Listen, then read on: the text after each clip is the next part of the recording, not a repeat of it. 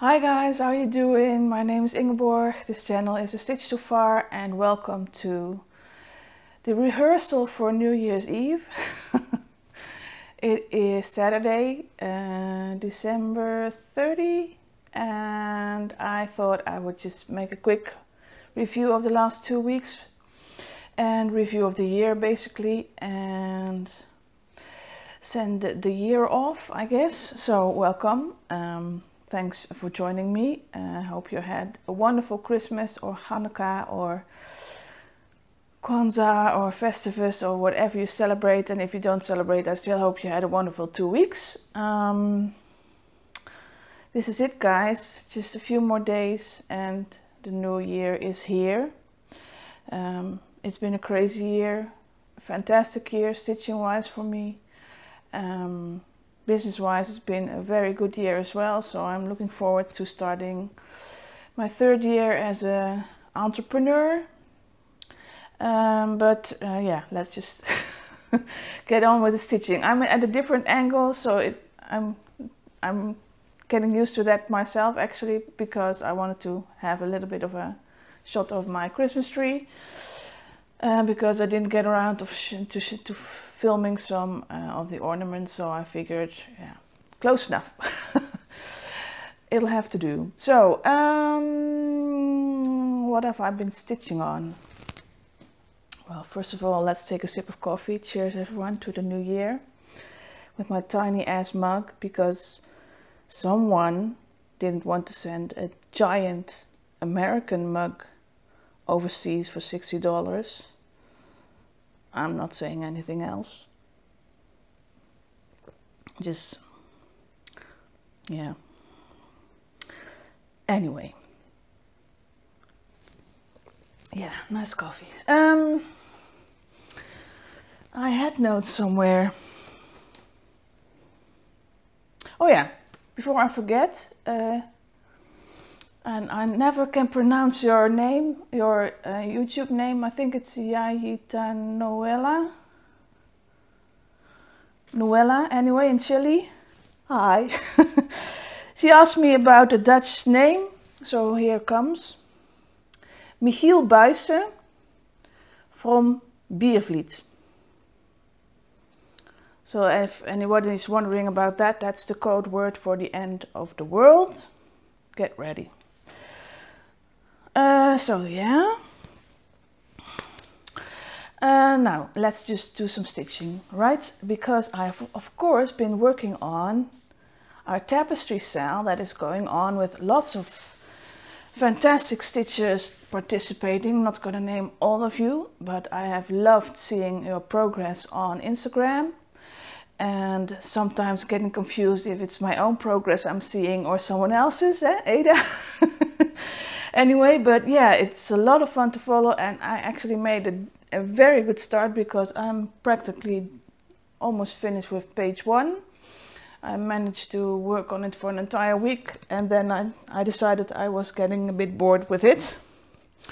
So because it's the last of the year, I thought I'd just show you, because at the end of this video I will insert a clip with all my finishes and whips and give-ups of the year. So you just can see them all once again, but I thought I would just show you how far I got on tapestry. I love this, absolutely love this. I can't believe I didn't start it already earlier this year, but yeah, I love it. When I started working on it, I wasn't too keen on some of the colors, but now that you see them all together, it's just, oh my gosh, it's wonderful. And I'm going to be really intrigued, because this is the halfway point actually, I think. So, yeah. Might be a finish for next year. Anyway, love it. I love seeing everyone's progress. If you want to participate on Instagram, the hashtag is IC as in ink circles tapestry. So go and check that out. Then I decided to start something new. Because why not? And I wanted to work on something because I wanted to pick something up that I could stitch on first day of Christmas Day, because I would be at my family's, and I'm sure I would find some time where I would just be a little bit bored and wanted to have some stitching, so I did. I started something from the book that Lori was so generous to give me. I was thinking about this one, but I thought it was a bit big, so I went for the one next to it.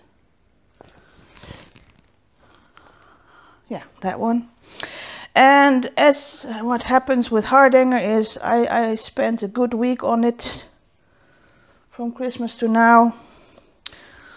And almost all the surface stitching is done. So here is where I'm at, and it's beautiful. I love it. Love the color variegation in this. I don't know the name of this, but it's a watercolors, but it's one of the watercolors that I got from the basement sale at my LNS that she didn't have color names for, but they are all nice. So yeah, I love this. All it needs is the outer border, and then I need to start working on the cut work and the specialty stitches for that. And then it will be done. So yeah, love that. Love the colors too. So thanks again, Lori. And then I picked up a surprise, something that you haven't seen, might have been even 6 months. I started it on my birthday, so if you're ready to guess which one, I picked up Mirabilia Garden Party. She was calling to me, or they were calling to me for a while now. So I picked it up, and then I realized why I put it down. Because there was quite a bit of white stitching to be done. And I don't know about you guys, but I don't really enjoy stitching with white because it never lays really nicely. But thanks to all of you who make all these wonderful stitch along videos and the year-end tags and the plan tags and whatever you produced this week. Thanks, because that really helped to get this going. Now this is, I didn't do this all because it was already started, but I did a lot of the white in here and some of the blue. So yeah, but it's looking really nice.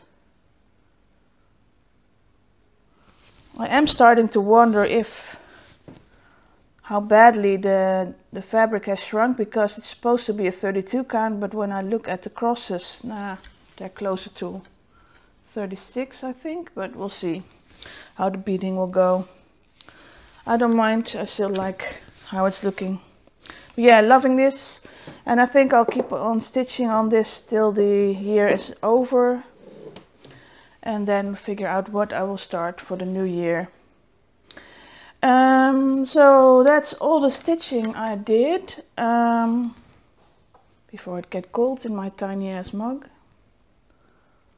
Yeah, I'm looking at you, Olivia.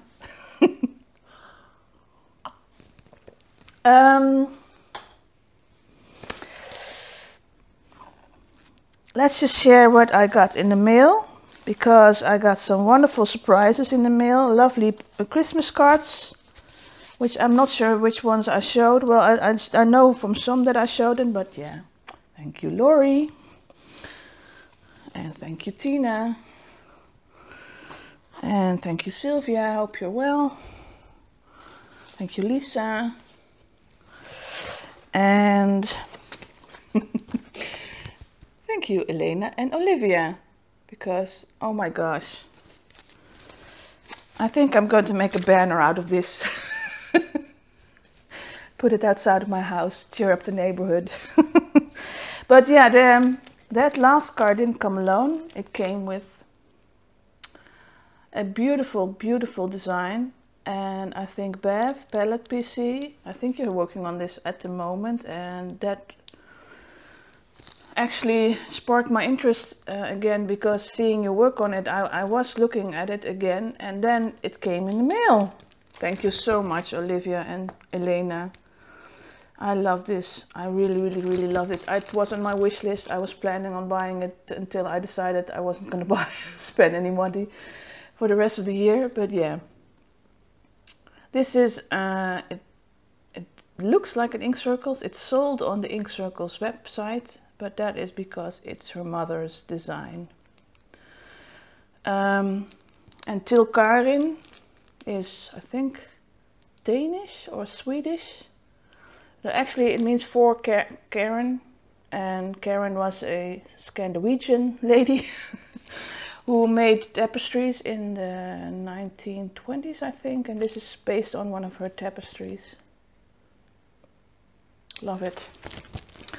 And Tina also surprised me with a lovely goodie bag, which is of course empty because I ate all the chocolates except for one, because I'm saving this one, this little frog, for when I really need to frog a lot, then I at least have something to look forward to.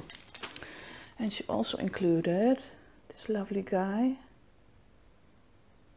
He is so cute. And lovely skein of water lilies. Watercolors. So yeah, love it. Thank you so much, Tina. You didn't have to do that, but it was a lovely surprise. And someone else who surprised me was my southern friend, Glenn. With a beautiful card. Did you make this? I wonder if you made this. Lovely. Thank you. Oh, did I flash my address? I have to cut that out. And an even bigger surprise was these two beautiful silks in beautiful green. And when I read the label, it says by Vicky Clayton. I was blown away because I have never seen or felt Vicky Clayton silks, and they are amazing. And I wish she would still make them because, yeah, these are gorgeous. Thank you so much, Glenn. That was a really nice surprise. So yeah, I think that's what I could share. And then I had, before Christmas, there was the 12 Days of Christmas by Modern Folk. So he had some more freebies out, which I downloaded. I like this one. This one is cute too, it's a little ornament. And this one had me intrigued, and I think that's going to be my new thing to try for the next year. Is what it's called. It's stump work. Woven petals, and he had a little tutorial on how to make these, and it looks so simple. I was so surprised how simple it is that, yeah, I'm going to try this next year though. Yeah, that's about all I can say. Oh, and by the way, I was kidding about the mug, Olivia. Don't send me a mug. Because I prefer the chart, actually. I mentioned before that I was thinking about a word for next year, and I'm still debating on it, but I think I have come up with one. And that is going to be breathe.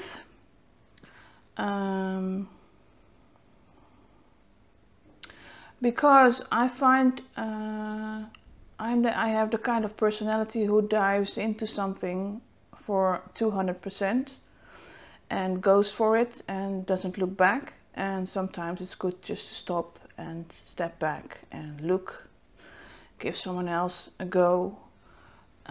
Don't solve anything for everybody. Just let other people think for once before coming up with a solution. That's not necessarily applying to my stitching life, but my business life. Yeah, I'm going to try and find the moments where I need to just shut my mouth, count to 10, breathe, and let people just come up with suggestions first. Let's put it like that. And also because of It Is Kismet, Diane? Yeah, Diane, right? I'm sorry if I made a mistake about your name. I think it's Diane. Anyway, she came up with a Flosstube Fit Club, and I really like your approach, and I really want to get back to meditating, so that's another reason for breathe being the word of the year. I must admit I have not yet gotten up and sat down on my meditation pillow, but yeah, maybe I should just do it after this clip. But yeah, that's something that I want to work on next year, to meditate more. So I have looked at the year in review tag that Jessie Marie compiled for us last year, and I didn't want to make an hour-long video, so I just decided to pick up some of her questions from that tag that I really was interested in and that I thought would be fun to share.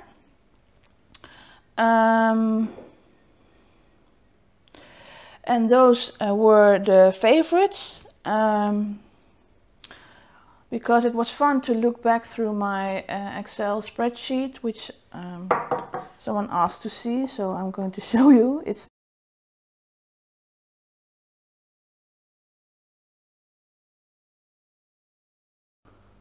Yeah, everybody settling? Okay. Nobody got sick? Okay. Anyway, it was fun to look back through that list, because it was quite a list, and see what I worked on this year and pick out what I really enjoyed. Actually, my favorite whip at the moment is the one I'm working on, which is the garden party.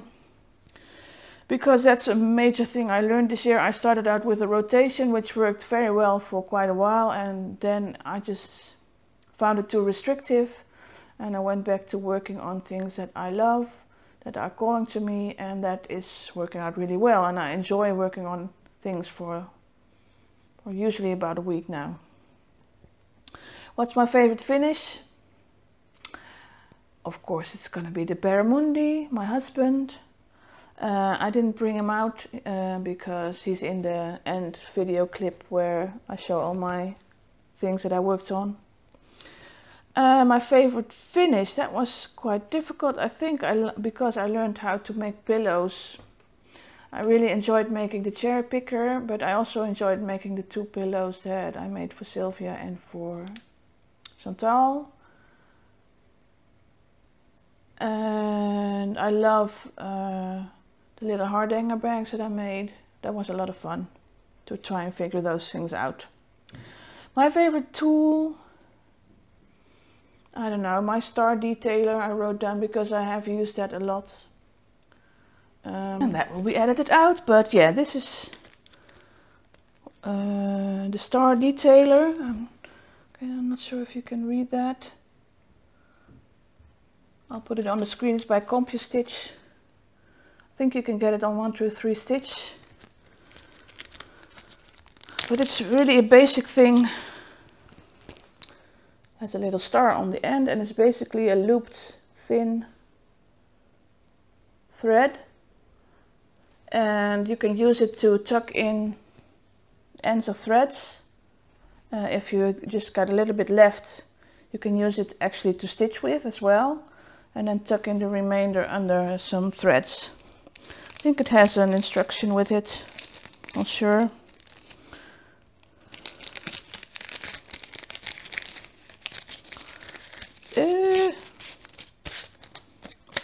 Oh yeah, it has instructions on how to use it.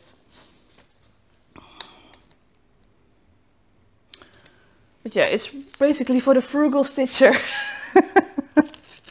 which I tend to be, and I almost lost it behind the couch, but yeah. Okay, enough said. How many? That was the most interesting thing, and this is I was amazed last year at how much stitching I got done, and that was mainly also due to the fact that finding people on Instagram and on YouTube who enjoy this same hobby was really motivating for me to work on my projects and discover new projects to work on. And this year has been amazingly about not even double but triple the amount of things that I produced compared to last year. So at the start of the year I had 6 whips, and I was nervous about that. I wanted to cut it down. At the end of this year I have now 11 whips. Not nervous at all. I'm sure they'll get finished, but it's enough. I don't need lots and lots more. I say now. Let's see what happens in a year. But yeah, so I had 59 starts this year compared to last year 21 starts. So that's 3 times more, which I found amazing. Now a lot of them are smaller things like the Hardanger doilies and cards, but still I was amazed by that number, and was even more amazed by the finishes, because I had 53 finishes this year, which basically means I had a finish on average every week.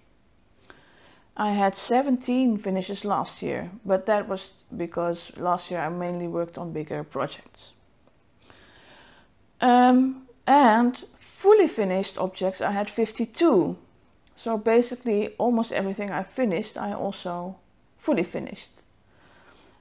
And I love that. That is just amazing. And I love you guys because you guys encourage me and motivate me and inspire me to do that.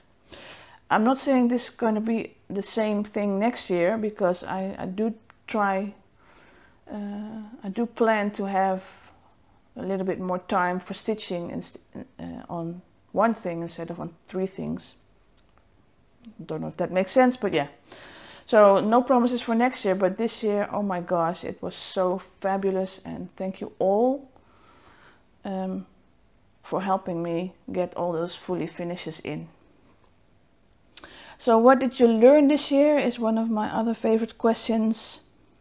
I definitely owe a big debt of gratitude to everyone who put up tutorials about finishing things in cushions, in flat folds, in windows, on cheese boards, whatever. You all gave me great ideas and great help in just diving into this new way of thinking and just going ahead and trying things and not being too afraid for things not to work out as impeccably as I would have wanted them to, but just to explore how I can finish things. I definitely learned how to build a stash. So thanks again, everybody. And I met up with Stitchers for the first time this year. Yeah, for the first time this year. And that was amazing, and that made me want more. And I must admit that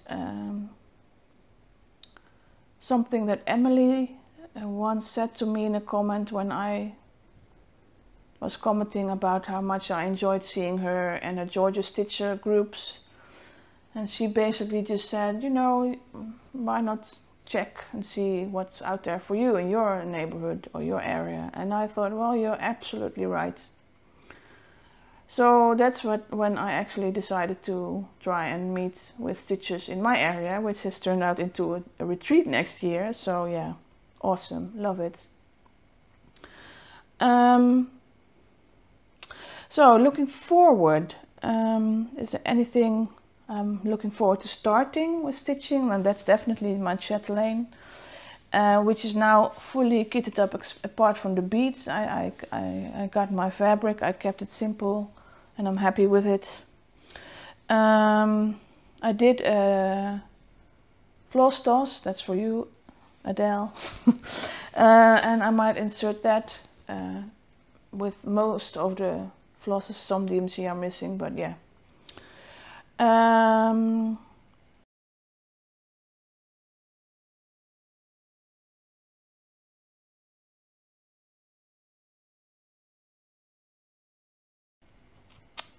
What event am I most looking forward to participating in? Yeah, can you guess? There's 2 retreats for me coming up, and that's just the New Jersey one and the Dutch one, and both I'm totally excited about. So yeah, look forward to those. My stitchy resolutions for next year. Well, I talked about my word of the year. I'm gonna try out and see how I like using a word of the year, if it's helpful for me. But other than that, of course, I don't have any plans or resolutions, because knowing me, I don't stick to a lot of plans. I find them restrictive most of the time. I tend to stick to a general point on the horizon. Is there a quote about it's the journey being more important than the destination or something like that? That's basically me. So yeah, that's all the questions I had that I thought were meaningful for me to answer. So trying to see what the time is, and it's not, oh, it is showing. Okay, so I had some pet peeves that I had written down, but I might save them up for a different video, because I still have some stuff to add in. But let me just oh yeah, let's share how we generally celebrate New Year's Eve in the Netherlands. But yeah, we have champagne and drinks, and usually come together and watch TV mostly, or just party. But if it's in family setting, we tend to watch television. There's always a what we would call a New Year's conference, or it's a comedian who does a show which just looks back on the year and all the things that happened that year. That's usually the one thing people watch on TV. And we eat something that looks a bit like the things that Julia was showing on her Hanukkah, the fried oil, fried batter things. It's a bit similar to what we have, only yours was stuffed with jam. I think we call those Wiener Bolle, Viennese dumplings. But generally people eat oliebollen, which if you translate it, it would mean oil balls. Oily balls. Yeah, that's what we eat. Basically, it's a dough, and we fry it in oil, and it's not savory. It's always, it's usually sweet. I've not had savory oliebollen, but there's traditionally 2 variants. So there's just plain dough one, and that's pretty stodgy. So if you eat about 2, then that's basically all you can eat for the rest of the evening. It's a bit like a dumpling, but then fried, I guess. Like German dumplings. And then we have a variant with raisins in it, which I prefer, but I generally don't tend to eat oliebollen because I really don't care for them. So and we eat them with powdered sugar on top. So yeah, messy and oily and stodgy. Insert picture here.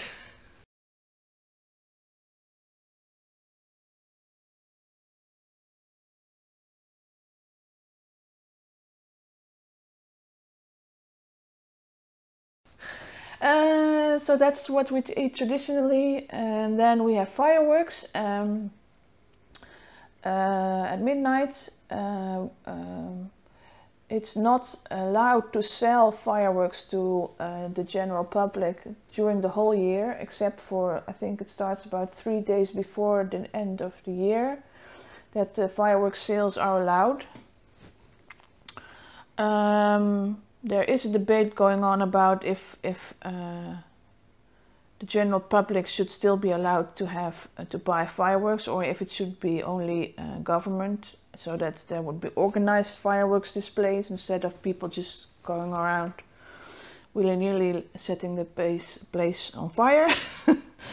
But yeah, in my area, because I live close to the border, there tends to be a lot of illegal fireworks, and that's not a lot of fun. I've already heard some pretty loud bangs and booms going on for the past days. But yeah, that's about all I can think of when talking about traditions of New Year's. Oh yeah, we have on New Year's Day, we have New Year's Day dive. I guess you would translate that way, which is basically people go and jump into the sea, the North Sea, which is in the west, which I explained before. So people take a New Year's dip in the sea, which is of course very cold, and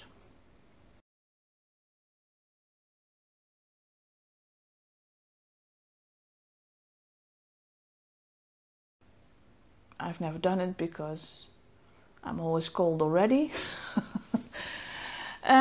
But yeah, I used to have a friend who did that in just in a lake nearby. We would go for a swim on New Year's Day. I have other things to do on New Year's Day. I have to drink a lot of coffee and eat cake and be with my family on New Year's Day. So yeah, that's about all the traditions I can think of.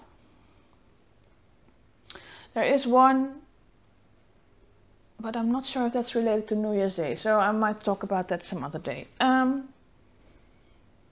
Yeah, that's all I can think of at the moment, and it's already getting on longer than I've planned.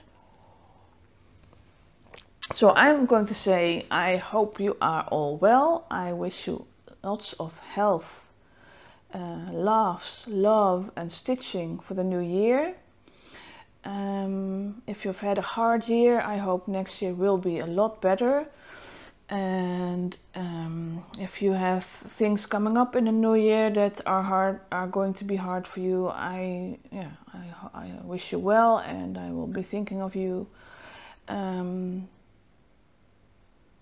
Yeah, but I hope for all of us it will be a great, fun, fabulous, wonderful new year. Bye guys, see you in 2 weeks.